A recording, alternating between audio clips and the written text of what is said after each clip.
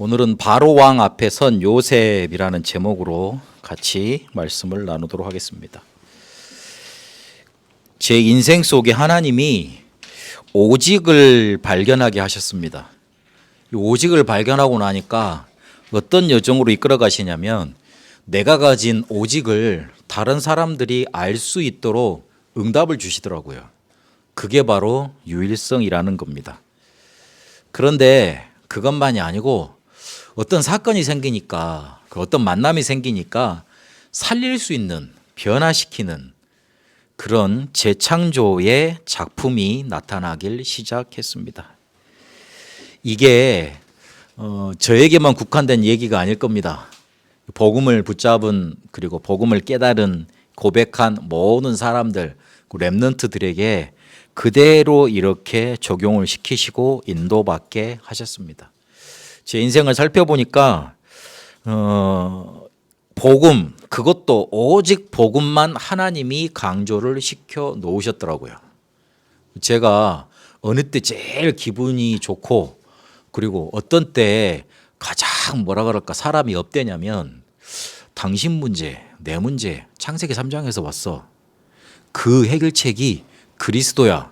이거 얘기할 때 저는 가장 기쁘고 가장 힘이 나고, 그리고 뭔가 이렇게 사람이 너무 업된 것 같이 그렇게 들어가더라고요. 우리 렘넌트들은 잘 알겠습니다만은 제 MBTI가 INTJ입니다. INTJ는 그 분류상 절대로 종교를 가질 수 없는 MBTI에 속한다 그러더라고요.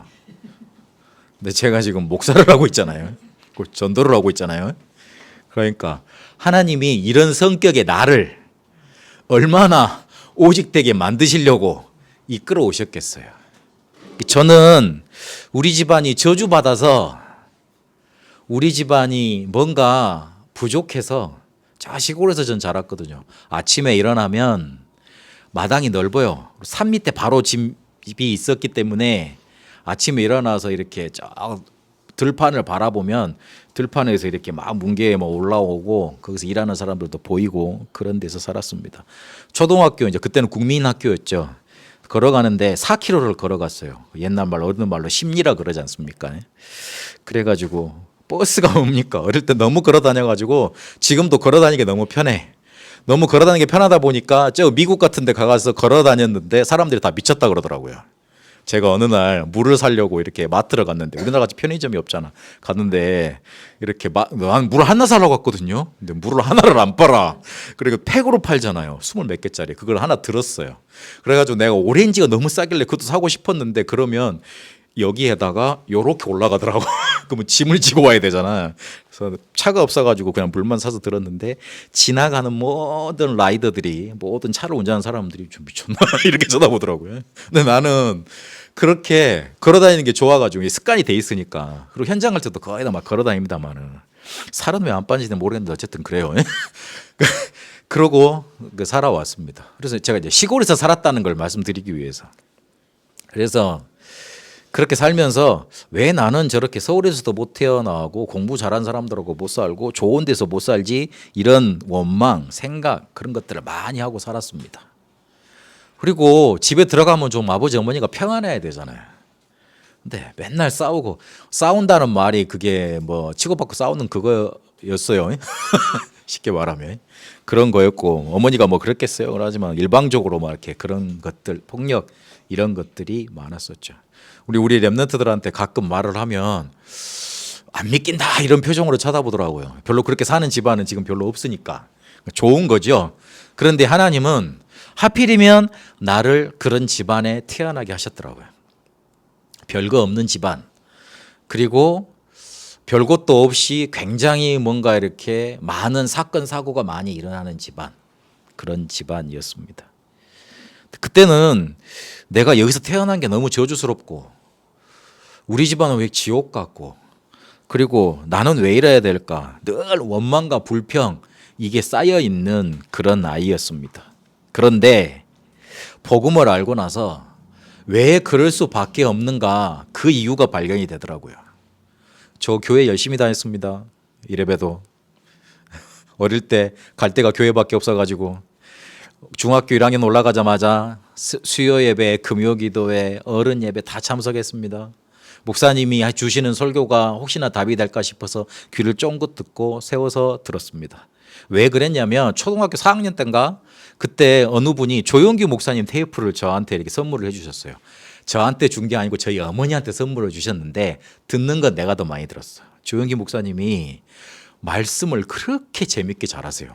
나 그때 처음으로 조용기 목사님 뭔가 방언 그 이야기 방언 그런 거 저기는 잘 모르겠고 그 계시록 강의를 하시고 다니엘서 강의를 하시는데 너무 재밌게 말씀을 잘하셨어요.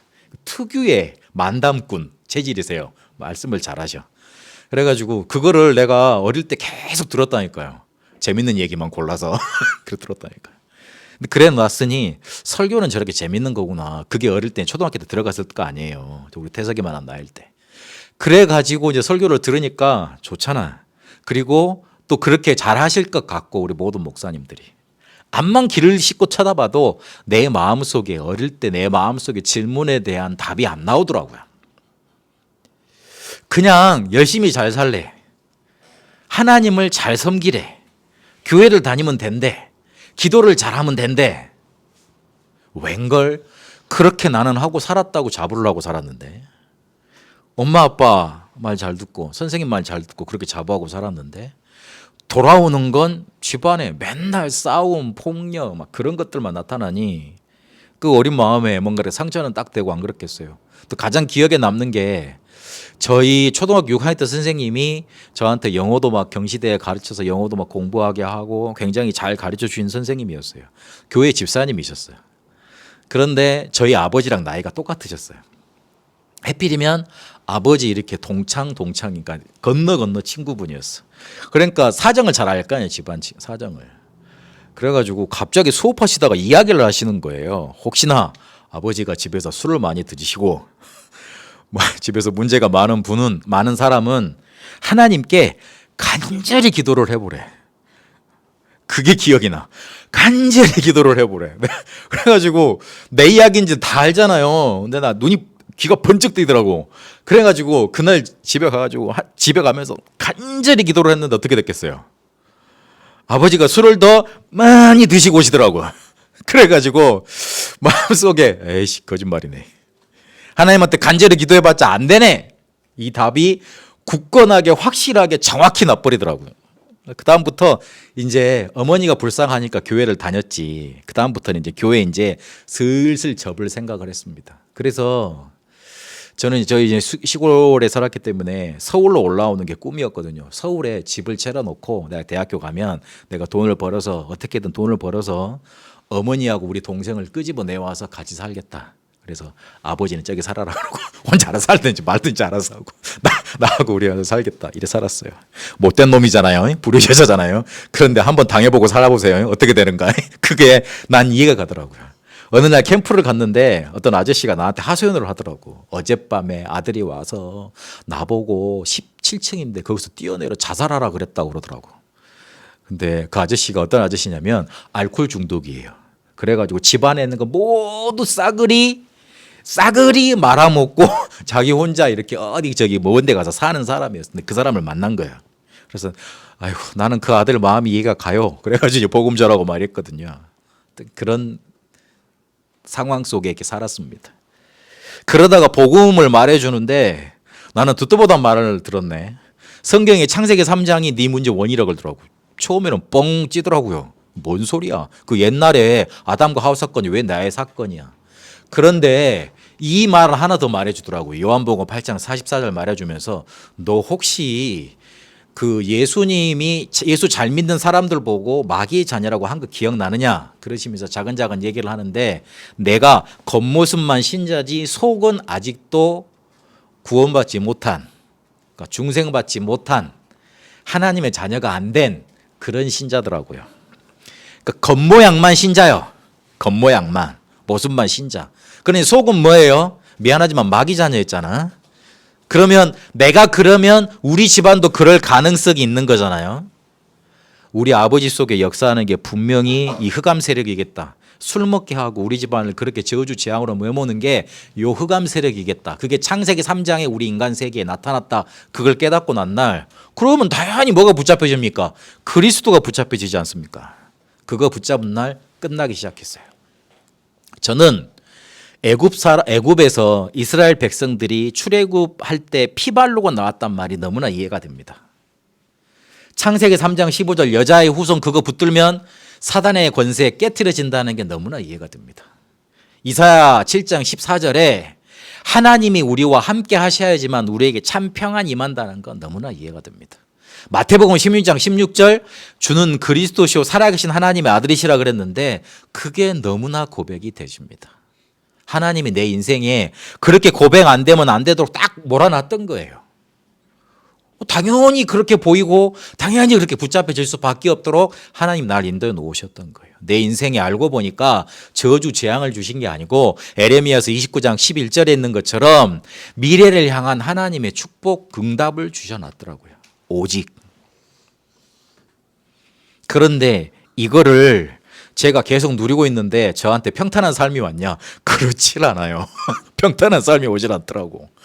늘 힘들고 어렵고 안 되고 어디에 치받고 이런 것들이 많이 나타나더라고요. 희한하대. 나중에 어떤 상태까지 갔냐? 너 이제 목사하지 마. 너 이제 더 이상 우리 교회에서 할 수 없어. 그래가지고 그 세상 말로 말하면 구조조정 당하는 그런 단계까지 갔어요. 진짜 내 삶이 너무나 내 모습이 너무 비참하더라고요. 아니 이상하네. 나는 오직을 발견했는데 그런데 내가 지금 처한 상경은 어떤 상황이에요? 이제 필요 없다는 거예요. 너는 이제 더 이상 목사 못한다는 거예요. 그렇게 딱 세상에서 나를 판정 내리더라고요. 얼마나 답답하든지. 문제, 갈등, 위기가 찾아왔는데 하나님은 나를 어떻게 만드셨냐면 집중할 수 있는 그 여정으로 그 축복으로 나를 몰아넣으시더라고요. 집에서 맨날 메시지 보고 정리하고 편집하고 메시지 보고 편집하고 정리하고 집안 청소하고 책 읽고 그런 것들을 한 6개월 동안 계속 반복했던 것 같아. 근데 하나님이 나한테 사망 선고를 내리신 게 아니고 새로운 시작을 주셨더라고요.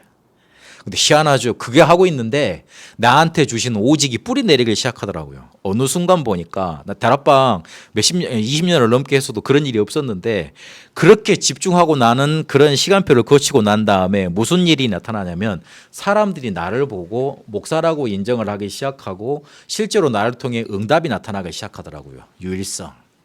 근데 그 뒤에 무슨 일이 일어나느냐? 사람을 만나면 변화시킬 수 있는 답을 내가 주고 있더라고요. 설교를 잘한다 못한다 그게 아니고 사람하고 만나서 사람을 살릴 수 있는 재창조의 작품이 나가더라고요. 이 목사님이나 능력 있는 목사님들은 이렇게 몇 번 가서 하면 확 변화가 일어나는데 나는 그렇게 되질 않더라고. 일단 많이 찾아가야 돼. 매일 만나야 돼. 매일 만나도 한 40일, 80일, 한 120일 그 정도 만나야 돼. 그런데 내가 그렇게 갈 수 있는 힘이 생겨 있더라고요. 유일성 응답을 누리고 있으니까 가보니까 그렇게 만나지니까 사람이 변화가 되더라고요. 재창조 작품. 그렇게 만드시더라고요.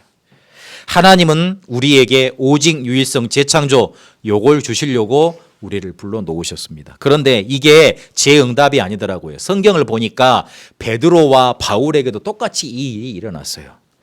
사도행전 1장 1절에서 8절까지 보니까 베드로와 초대교회 성도들이 뭘 발견했습니까? 오직을 발견했습니다. 이것밖에 없다고 발견이 된 거예요. 그러니 사도행전 2장에 보니까 유일성 응답이 성령의 오순절 날에 성령이 바람같이 임하시고 불같이 임하시고 그렇게 각자에게 임해서 응답으로 찾아옵니다. 2장에 그걸 보고 사람들이 뭐라고 합니까? 저 사람들 술에 취했다. 야, 저 사람들에게 성령이 임했구나. 니들 달라졌구나. 그렇게 인정을 하게 됩니다. 하나님의 나라가 임한 걸 보게 되잖아요.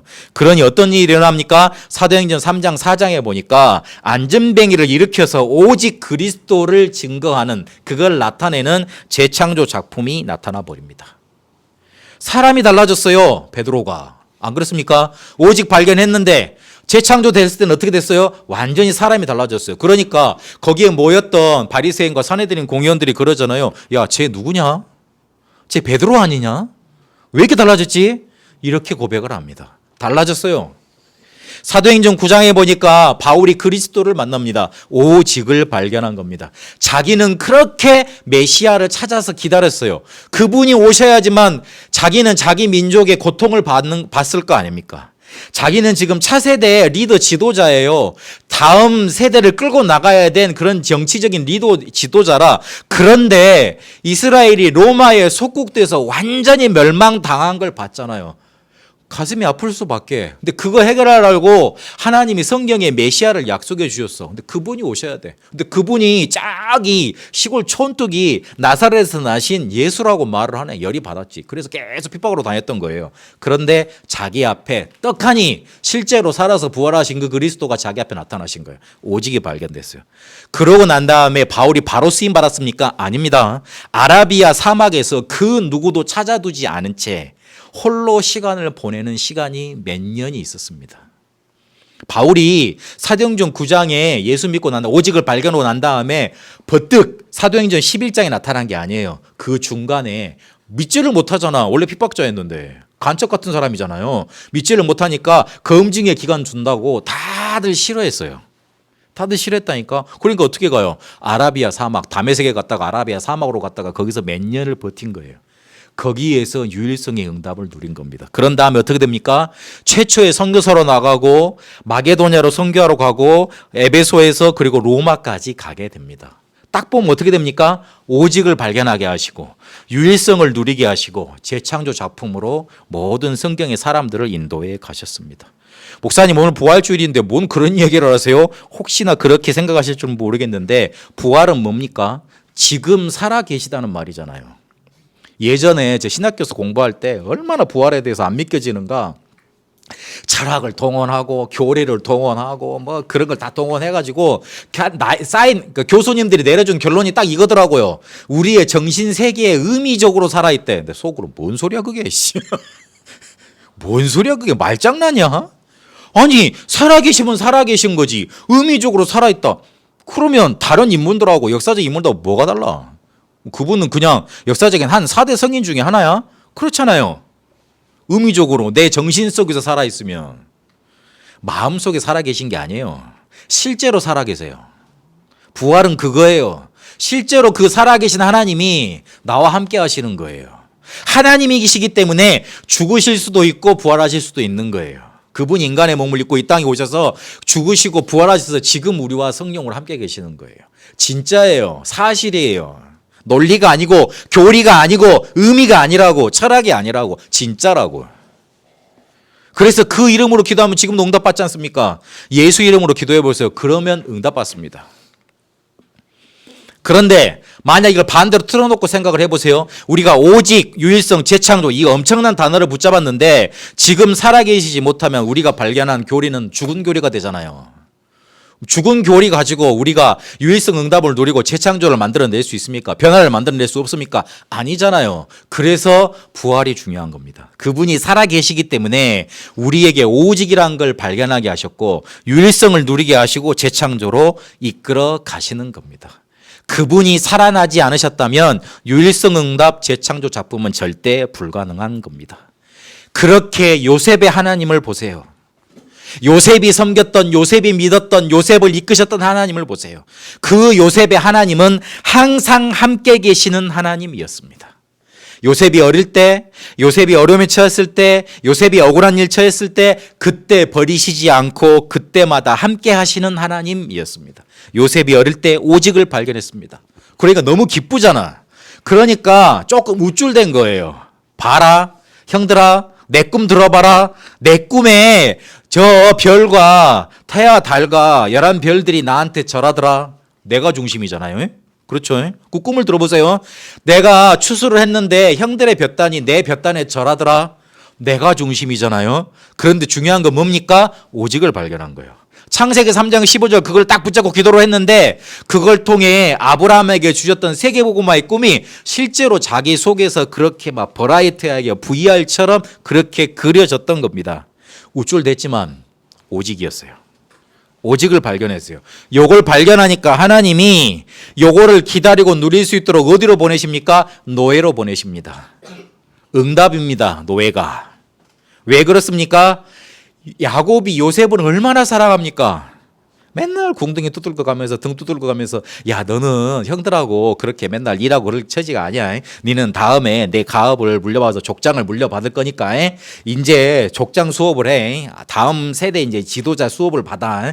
그러면서 내가 잘 지켜줄게. 너는 저 험한 거 그 양 치면 똥도 묻고 막 그렇게 막 힘들고 그럴 거 아니야. 그런 거 하지 말고 집에서 이렇게 아버지한테 조금 후대자 수업이나 잘 받아. 그렇게 만들었을 거 아니에요. 그러면 세계복음 안 되죠. 요셉은 세계복음할 사람인데. 그래서 노예로 끌려가게 만드시고 거기에서 유일성을 기다리고 누리도록 만들어 놓습니다. 오직을 갖고 있으니까 그게 드러나죠. 낭중지추란 말 여러분 아시죠? 여러분 주머니에다가 그 바늘을 갖고 있으면 찔립니다. 그렇죠. 드러나게 돼 있어요. 내 안에 어마어마한 복음의 빛을 갖고 있으니까 이게 드러나서 터지게 돼 있어요. 보이게 돼 있어요.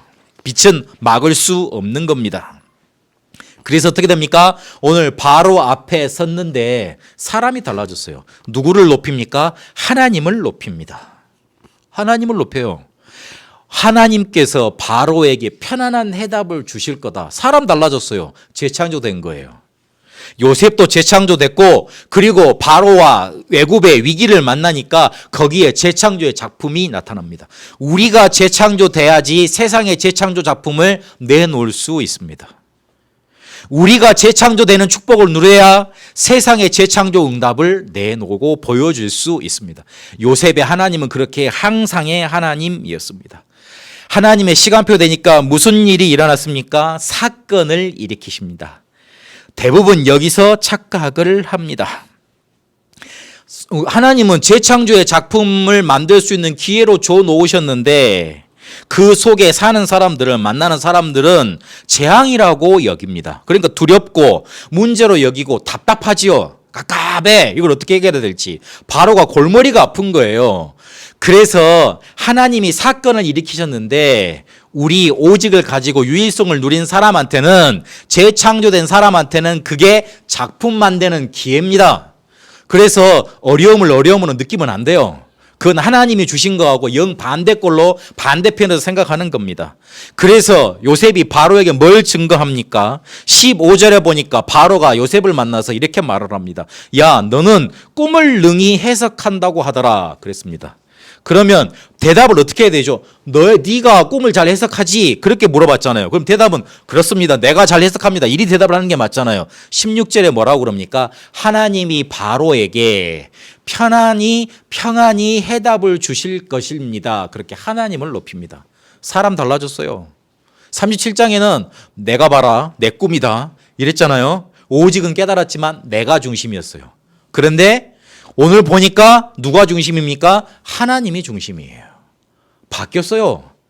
우리는 오직 발견하고 유일성 누려야지만 재창조되게 되어 있습니다. 그렇게 바뀐 겁니다. 자기를 전혀 드러내지 않고 하나님께 영광을 돌립니다. 그러면서 17절부터 24절 보니까 7소가 나왔는데 살찐 소가 나왔는데 갑자기 마른 소가 나오더니만 잡아먹어버렸다. 7 이상 충실한 이삭이 나왔는데 그거 갑자기 딱 장면이 바뀌더니만 그 나쁜 이삭들이 나와서 덮쳤다. 그런 장면을 말하죠. 그러니까 25절을 보니까 요셉이 그걸 듣고 뭐라고 얘기를 합니까? 하나님이 하실 일을 바로에게 보이신 것이다. 뒤에는 뭐라 그럽니까? 이거를 확실하게 하시려고 마음을 굳히셨다. 그래서 바로에게 보이신 거라 그럽니다. 꿈을 해석을 하고 그 해석에서 그친 게 아니라 어떻게 막 하고 대책까지 마련해 줍니다. 완전히 뿅 가버린 거예요. 바로와 그 신하들이. 37절에 보니까 모든 신하와 바로가 좋게 읽었고 38절 보니까 우리가 읽었던 것처럼 하나님의 영에 감동된 사람이라 그러면서 총리로 세웁니다. 그렇게 요셉은 총리가 됩니다. 그런데 요셉은 뭘 알고 있었냐? 창세기 45장 5절에 보니까 하나님이 나를 이곳에 앞서 보내셨다. 뭐 하려고? 당신들의 생명을 구원하시려고. 당신들이 누구죠? 형들, 가족들. 생명을 구원하시려고 먼저 보냈다. 그렇게 고백을 합니다. 창세기 45장은 어떤 장면입니까? 형들하고 다시 만나는 장면입니다. 그 앞 장면에 펑펑 울고 그 울음을 제어하지 못해서 요셉이 자기 힘을 드러내지요. 형들은 몰랐어. 당연히 모르죠. 총리 앞에 갔는데 어떻게 얼굴을 들어요? 못 들잖아요. 그리고 너무 바뀌어서 못 알아봤을 거고. 그런데 요셉은 바로 알아봤어요. 쌀 사러 왔구나. 힘들어서. 알아봤던 겁니다. 그래서 자기는 원래는 이렇게 말을 하잖아. 형들 그래 아이고 꼴 좋네. 나를 죽여놨더만 나는 성공했고 형들은 나한테 이렇게 쌀 사러 왔네. 그래가지고 원래를 꼴리라면서 일단 놀리고 아니면 한 소리 하면 진짜 잔소리 한번 하고 그리고 말을 해야 되잖아요. 전혀 그러지 않았어요. 왜냐하면 요셉은 끝을 알았기 때문에 그래요. 끝을 알고 있었어요. 어떻게 돼야 되는 거를 이미 알고 있었습니다. 창세기 3장 15절이 성취가 되려면 자기 가문이 존속돼야 되는 거를 알고 있었어요. 이 가문이 중간에 가다가 완전히 사라져버리면 창세기 3장 15절을 붙잡고 성취시킬 가문이 사라져버리는 거잖아요. 그걸 알고 있었어. 그래서 분명히 기근과 같은 그런 재앙이 가나안 땅에 임할 수 있기 때문에 나를 이곳에 먼저 보내서 큰 나라, 큰 민족을 만들게 하고 세계 복음화할 수 있는 기틀을 만들게 할 거다. 그걸 요셉은 바로 알고 있었던 거예요. 창세기 22장에 내 씨가 이렇게 모래알같이 많게 할 거라고 그 누굽니까? 아브라함에게 약속을 전하셨잖아요. 그 약속이 전달되어 왔던 거예요. 그러니까 요셉은 알고 있었지. 우리 민족은 이 가나안에서 70명 정도 살 그런 족속이 아니야. 더 커져야 돼. 그런데 여기서는 안 돼. 먹고 살 것도 없는데, 교류할 것도 없는데. 그래서 그 당시 때 그 우리가 세계사에서 다 배우지 않습니까? 4대 문명 중 하나 들어가지요. 이집트 문명. 다 낡은 문명 다 배우셨지요. 아멘. 들어가지 않습니까? 거기로 그러니까 쉽게 말하면 이민 우리나라에서 미국으로 이민 가듯이 이렇게 다 이민을 간 겁니다. 그래야지만 큰 나라가 되니까. 끝을 알고 있었다는 거 그리고 다시 가나안까지 돌아가야 된다는 거 알고 있었습니다. 창세기 50장 24절 25절에 보니까 요셉이 죽으면서 유언을 남깁니다. 뭐라고 남깁니까? 반드시 하나님이 너희들을 이끌어 약속의 땅 가나안으로 가게 할 거다. 그러면 그때 내 해골을 가지고 가라. 출애굽기 14장에 보니까 어떻게 됩니까? 홍해를 건너기 전에 요셉 묘지에 들러서 요셉 미라 해골을 들고 그거를 안고 이고 홍해 앞으로 가는 장면이 나옵니다. 요셉은 알았던 거예요. 400년 뒤에 성취될 걸. 요셉의 하나님은 항상의 하나님이었어요. 오직 유일성 재창조 이렇게 누렸던 사람이에요. 그래서 달랐어요. 우리 성도님들에게 렘넌트들에게 이 항상의 하나님 그래서 오직 유일성 재창조가 발견되는 축복이 되시길 바랍니다. 여러분은 소중한 사람입니다. 그래서 가치를 발견해야 됩니다. 이번 주간에 제가 렘넌트 2명을 만나면서 너무 가슴이 아프더라고요. 나한테 저 렘넌트들은 소중한 사람인데 다른 사람들은 잘 모르는 것 같더라고. 그래서 너무나 좀 속이 좀 상하더라고요. 쟤들 나한테 굉장히 소중한 사람인데 그래가지고 너는 그런 사람 아니야 하며 축복하고 그렇게 와줬습니다만은 여러분은 소중한 사람들입니다. 적어도 여러분 가족에 그렇고 두 번째로 저한테 그런 사람들입니다. 저는 여러분을 오라고 여기에 꼬시지 않았습니다. 아멘. 제가 성격상 누구를 교회 오라고 꼬실 그런 성격이 못 됩니다. 앞으로도 그럴 겁니다. 그래서 조금 더디게 나갈 수도 있지만 저는 인본주의는 쓰지 않겠습니다. 누구를 꼬셔서 누가 될다 안 한다 놓고 그러지는 않겠습니다. 그래서 여러분이 하나 결단할 게 있어요. 소중한 사람들이기 때문에 오직을 각인시키세요. 오직이 각인돼야지 뭐가 되냐면 운명에서 해방이 됩니다. 불신자 상태 6가지 그거 계속 따라다닙니다. 끝내버려야 돼요. 이 흑암사단 존재는 계속 따라다녀. 계속 건드려요. 찔퍽찔퍽 건드린다니까. 아주 짜증나게. 그래서 오직 그리스도 딱 돼야 됩니다. 그리고 유일성을 뿌리 내려야지만 치유가 됩니다. 우리도 모르게 우리가 마음의 상처 병들어 있습니다. 저 사람이 저렇게 얘기 안 했는데 나한테 뭔가 이렇게 하는 것처럼 자꾸 들리는 사람들 있잖아요. 혹시나 내 마음의 상처 아직 해결되지 않았는가 좀 점검해 보셔야 돼요. 저도 옛날에 많이 그랬어요. 사람이 말을 하면 이렇게 스무스하게 넘어가줘야 되잖아. 그게 제일 안 되더라니까요. 어렵더만요. 마음속에서 전쟁이 일어나 일단. 누가 말을 한마디 하면 마음속에 폭탄을 던지는 것 같아. 그래가지고 뭔가 내 마음을 확 불살라. 그래서 내 마음속에 집을 잘 지어놨다가 그런 폭탄 한번 터지면요. 싸그리 무너져 버려. 싸그리 무너지면 어떻게 됩니까? 다시 건축하고 다시 해야 되죠. 또 그 시간이 오래 걸려요. 아유, 싸울 거요 어쩔 거요. 어쨌든 내 마음속에서 나만 상처받고 힘든 거예요. 그게 이게 뿌리가 안 내려져서 그래요. 여러분이 가지고 발견한 이 각인시킨 오직을 뿌리 내리세요. 그래야지만 치유됩니다.